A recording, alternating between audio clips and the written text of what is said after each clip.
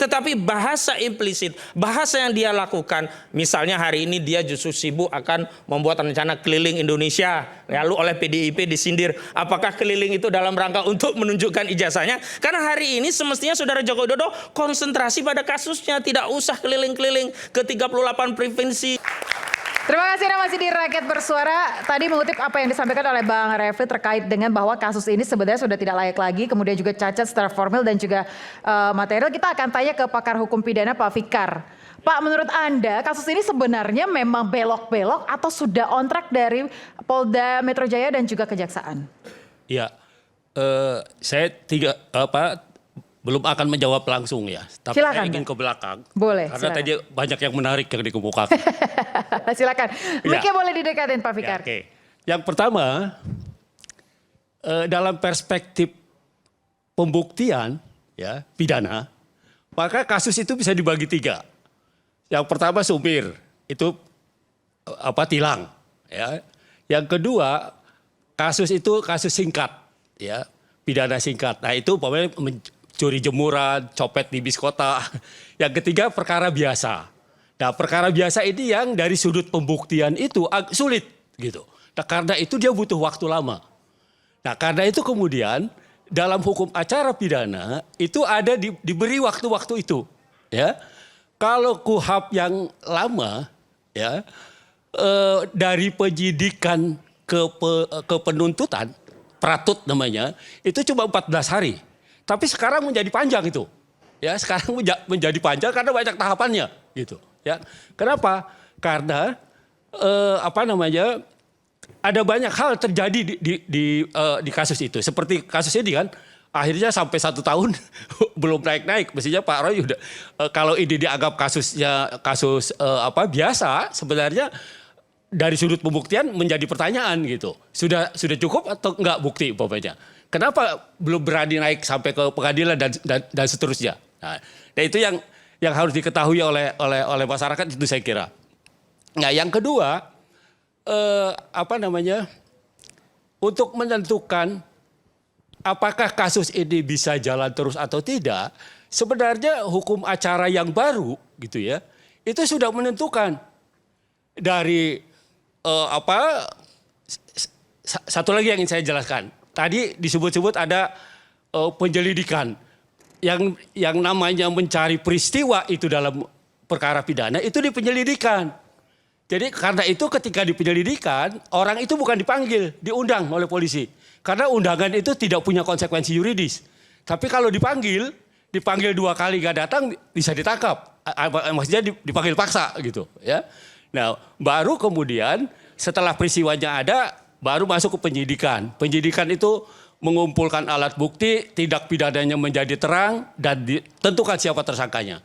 Diproses itu, baru kemudian ke penuntutan gitu. Nah, dalam kasus ini ya, polisi sudah menganggap bahwa ini sudah lengkap gitu. Ya, dia sudah penyidikan itu sudah alat buktinya sudah terkumpul, tindak pidananya sudah terang ya. Dan tersangkanya juga sudah jelas gitu. Dan kemudian dilempar ke kejaksaan. Nah sekarang kejaksaan lihat lagi. Ternyata kasus ini belum sempurna, belum lengkap gitu. Nah karena belum lengkap maka dikembalikan. Nah kalau dulu ya tidak ada waktu sampai kapan itu proses peratut itu. Tetapi sekarang ada. Ya. Menurut saya karena ini hukum formil dan acara formilnya baru dijalankan, kita tidak balik ke KUHP ke belakang. Yang dipakai KUHP yang baru. Gitu. Ya, walaupun hukum materialnya tetap pakai hukum yang lama gitu, hukum pidana yang lama. Tetapi hukum formilnya ya itu harus mengacu kepada KUHP ini. Ya, umpamanya sekarang sudah sampai pada 14 gini, dari penelitian 7 hari, 14 hari pemenuhan saran dari jaksa penuntut umum ya, kemudian polisi mengembalikan lagi kepada jaksa kalau kurang puas atau dianggap tidak lengkap dikembalikan lagi kepada polisi. Nah baru di situ ada yang namanya sekarang gelar perkara. Nah gelar perkara itu harus melibatkan seluruh stakeholder ya, apakah pelapor, ya apakah tersangka, ya jaksa penuntut umum, jaksa pengawas bahkan, kemudian penyidik dan penyidik pengawas penyidik juga ahli dilibatkan di sana. Nah, jadi di gelar perkara itulah ditentukan apakah perkara ini bisa diteruskan atau tidak. Nah, kalau tidak bisa diteruskan, maka di situ diputuskan di situ dikeluarkan yang namanya penghentian penyidikan. Ya, karena itu ada SP3 itu di situ gitu ya.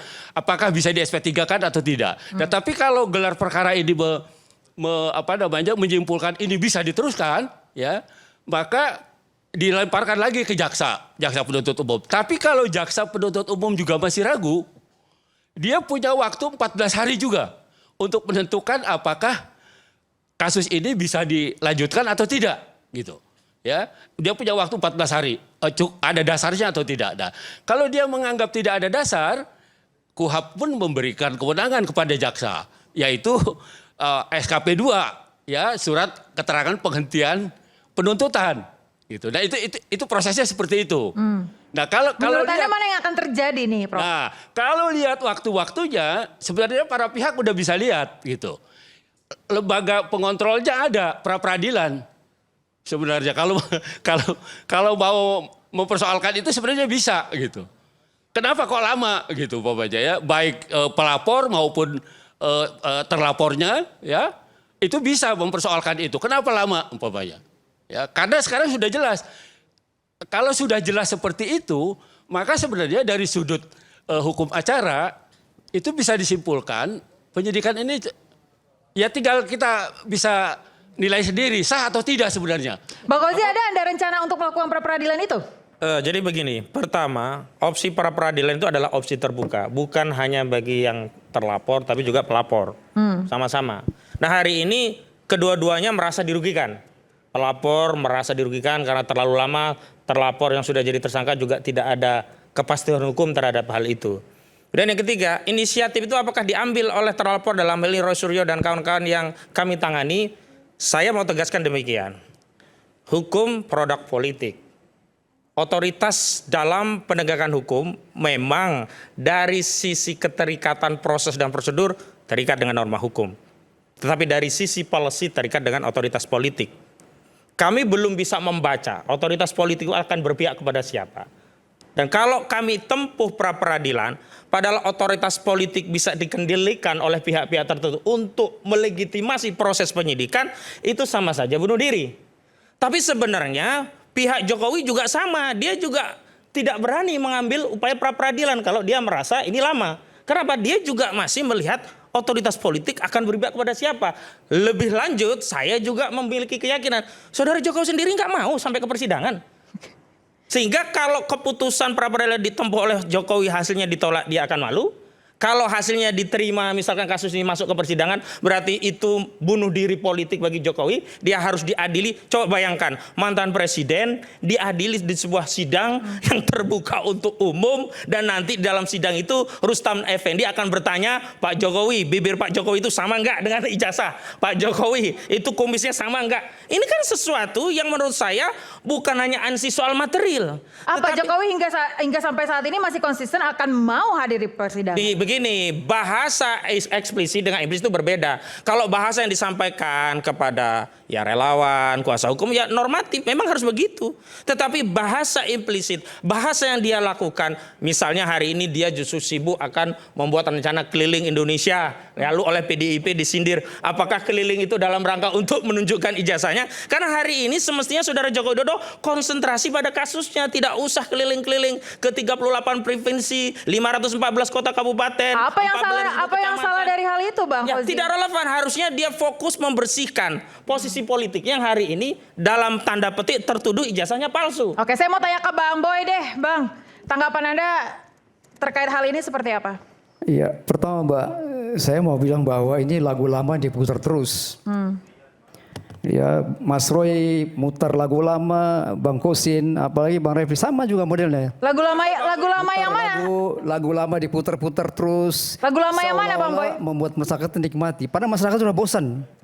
Coba Anda lihat, dulu banyak sekali dia yang ikut peserta, sekarang udah berkurang. Ya kan? Banyak. Jadi lagu lama yang diputar terus menerus orang udah bosan. Yang nggak update tuh Mas Boy. Yang kedua, Nggak update dia kudet dia. ya, saya bicara dulu Mas Roy. Ya, ya, ya. Saya bicara dulu, Anda berhenti dulu. Ya, Yang tapi kedua, kalau kudet ya nggak usah bicara lah. mereka mengkritisi proses penyidikan. Mereka ngerti apa? Mereka bukan penyidik. Anda bukan penyidik. Sama, saya juga bukan penyidik. Kita ini advokat. Saya pihak, Anda nggak Ya, punya legal standing. Jadi Anda tidak paham penyidikan. Loh, Anda nggak punya legal standing, tahu nggak? Penyidikan. Punya legal standing nggak? Ya, Punya stop. legal standing nggak? Taruh dulu, Oke, saya sebentar. bicara Kata dulu. nggak punya legal standing kok, Tahan nggak dulu, Mas ngaku. Roy, silakan. Hentikan Nggak dulu, punya saya legal bicara standing dulu. kok nggak Yang ngaku. ketiga, ya. Kalau saya Tahan jelas dulu, pihak. Yang ketiga, yang Ah, ketiga. ini lawyer nggak punya legal Kesempatan standing dulu, Mas Roy. ngomong aja. Anda Baik, mengkritik tahan dulu, Jangan main tahan dulu, Mas. potong-potong. pasal. Silakan, Boy. Yang Ngaco ketiga, aja ini. Bang Refli, Bang Gosin, sama Mas Roy mengkritiki pasal-pasal.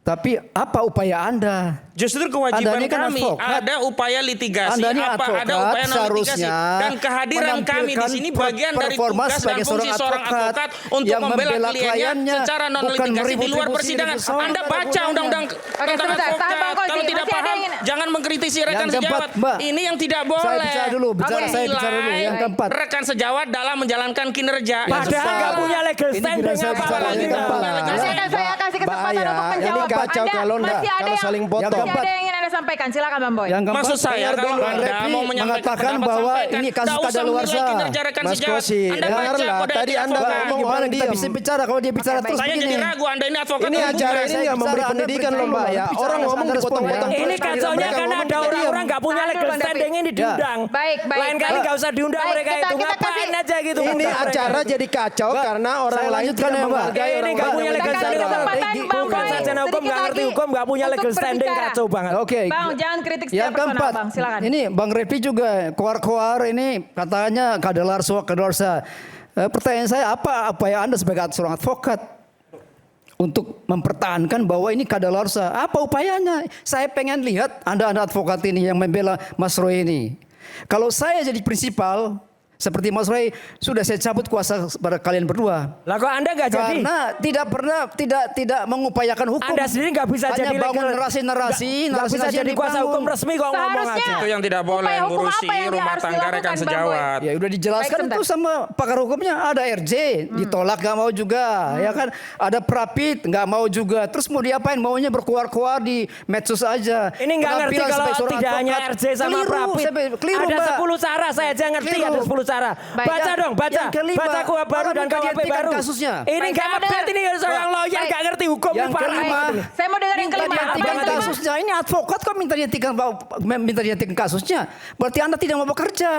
Seharusnya Anda tantang, ayo challenge, maju kita Ah, ini itu sorry, soal sebentar. advokat sebetulnya. Yang Oke, menilai baik. Anda tidak kinerja saya menampilkan itu diri sebagai klien seorang saya. advokat yang membela Bukan saudara. Roy Suryo, menurut saya. Dan Sudah dalam habis kode poin-poinnya, advokat, Bang Boy? kinerja rekan sejawat tidak boleh dikomentari terlalu jauh. Kalau saudara mau bekerja membela klien saudara, kerja saja. Baik, Bahwa baik. setiap advokat punya Baik. kebijakan tersendiri, Ya, tolong punya jangan cara ada sendiri.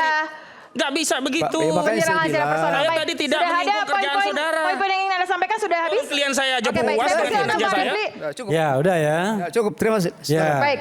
Boy sudah, Jadi, Bang Boy sudah selesai ya? Oh, sudah selesai. Boy, Saya ini persilakan Boy ya, terkait dengan Boy. proses upaya hukum dari pihak Anda Ya ini saya mau sebenarnya. jelaskan. Silakan Bang ya. Refli. Buat Boy ya, ini susahnya kalau nggak update ya begini nih susahnya. Bayangkan, yang namanya upaya itu ada on court, ada out of the court, ya kan? Jadi ada upaya masih dalam proses penyidikan ini, ada upaya-upaya lain begini. Kalau Anda anak semester 1 Fakultas Hukum, memang wah hukum itu seolah-olah murni penegakan hukum. Enggak, hukum kita ini sangat bersinggungan dengan politik tingkat tinggi, apalagi kasus seperti ini. Kita paham, kalau hanya Anda mengandalkan Polda Metro Jaya, mengandalkan proses penegakan hukum di sana saja, udah lama Anda KU. Makanya kemudian kita kasih pagar, paham kan? Ya, kita paham. Yang upaya yang kita lakukan itu adalah satu, kita memastikan proses hukum itu on the right track. Makanya kita bicara mengenai lampaunya waktu 14 hari, undang-undang perlindungan saksi dan korban, bukan LPSK ya, perlindungan saksi dan korban, dan lain sebagainya, termasuk jari sprindik dan lain sebagainya. Itu semua teknis hukum. Tetapi dalam upaya advokasi kasus seperti ini, Anda nggak bisa cuma hukum saja. Anda harus menggunakan komponen non-hukum untuk memagari Anda. Makanya kita bersurat kepada Komisi 3 DPR, kita ke Komnas HAM, kita langsung datang audiensi pada Kejaksaan Agung, Kejaksaan Tinggi. Karena kita paham, Anda nggak bisa mengandalkan hanya penyidik Polda Metro Jaya. Paham kan? Kalau Anda semester 1 memang ngomongnya begitu. Kalau nggak paham tentang politik dan hukum, karena kita paham dan politik dan hukum, maka kita meletakkan misalnya upaya pra peradilan itu sebagai option yang kita standby. Dia standby saja. Nanti ketika kita membutuhkan kita akan gunakan. Tapi kami menganggap saat ini kami belum membutuhkannya. Karena kami sedang melakukan upaya untuk kontra argumen di publik misalnya. Kontra argumen melawan penyidik Polda Metro Jaya. Menyampaikan hal-hal benar kepada dominis litis yaitu Kejaksaan Tinggi DKI. Nah, sebagai contoh misalnya, kalau Anda bicara success story ya, kalau Anda misalnya kemarin udah lama Mas Roy dan lain sebagainya ini tidak hanya ditahan, ditangkap, divonis barangkali. Coba lihat, Anda lihat Edi Mulyadi, Jin Buang Anak, ya kan? Kemudian Gus Nur, Bambang Tri, Sahganda Nenggolan, Jumhur Hidayat, Anton Permana dan lain sebagainya. Lewat semua. Tetapi karena sekarang situasi berbeda dan upaya-upaya yang kita lakukan untuk memagari ini, sebagai contoh misalnya, jangan sampai kekuasaan istana kompak sama kekuasaan Solo, mati kita, ya kan? Kenapa Anda bawa istana, Bang? Anda mencium sesuatu hal apa di sini? Anda ini sama juga ini anak semester 1 juga ini. Tanya Fikar Hajar tuh. Jadi Fikar Hajar ini saya agak kaget. Usianya udah 69 tahun ternyata bro. Ini teman saya kira-kira berkegiatan 20-30 tahun yang lalu kan. Nah, jadi kita paham upaya-upaya seperti itu. Makanya kita tahu kan proses hukum kita. Kalau Anda tidak kuat power Anda, maka Anda harus menggunakan public opinion. Kalau Anda tidak kuat power Anda harus hubungi pihak-pihak yang memiliki kompetensi, memiliki power. Nah pertanyaannya adalah misal ya, kenapa Komisi 3 DPR tidak kunjung mau menerima kami misalnya? Karena pengaruh politik juga. Kita tahu berapa persentase penguasaan Solo terhadap DPR Komisi 3. Udahlah ini kan barang yang kita paham. Kita kan udah hatam semua. Cuman masalahnya kita tidak mau sampaikan di sini. Bagaimana misalnya concern Prabowo? Saya dengar nih ya. Jangan ada penahanan dan lain sebagainya. Itu saya dengar sendiri dari orang terdekatnya begitu. Jadi kita ini bukan tidak paham yang seperti itu. Nah karena itulah kita kemudian berusaha agar tidak menghilangkan muka penyidik. Kita halus mainnya. Penyidik, sudahlah selesaikan, hentikan proses ini. Anda kan sudah nggak benar dari awal. Bayangkan. Soal manajemen perkara aja nggak benar. Coba bayangkan misalnya ya, ini kan di split tuh kasusnya. Misalnya ada 8 berkas, ya. Nanti di sidang masing-masing kan. Kalau 8 berkas kan, mau nggak Anda keliling di 8 sidang Jokowi itu? Sebagai pelapor, nanti di sidang Mas Roy, sidang si A, si B, si C dan lain sebagainya. Udahlah, dia juga nggak sanggup sebenarnya, nggak kuat. Tapi Anda benar itu, Anda ada dengar bahwa Pak Prabowo itu marah kalau ada penahanan terhadap 8 Iyalah, tersangka sekarang begini ya. Dia berusaha yang namanya economic recovery, ya. Kita tahu dolar terus-menerus hancur dan lain sebagainya. Kalau kondisi sosial politik itu diganggu dengan isu-isu seperti itu, tiba-tiba muncul lagi Agustus seperti kemarin misalnya. Kan ada orang yang memprediksikan Agustus ke depan akan terjadi riot lagi. Kan itu bisa jadi bukan hanya soal meruntuhkan ekonomi, tapi juga bisa membubarkan pemerintahan. Jadi hal-hal seperti itu pasti diantisipasi. Makanya saya bilang, udahlah ini kasus yang tidak layak. Cuma demi integritas nasional, tetap dibuktikan ijazah itu palsu atau tidak. Bisa out of the court, ya kan? Karena misalnya begini. Tapi kan apa masalahnya urusan ijazah palsu sama turunnya nilai rupiah, Bang Refli? Ada dong. Anda ini Coba saya minta pendapat dari Bang seperti Boy. semester 1 lagi rupanya. Saya mau dengar dulu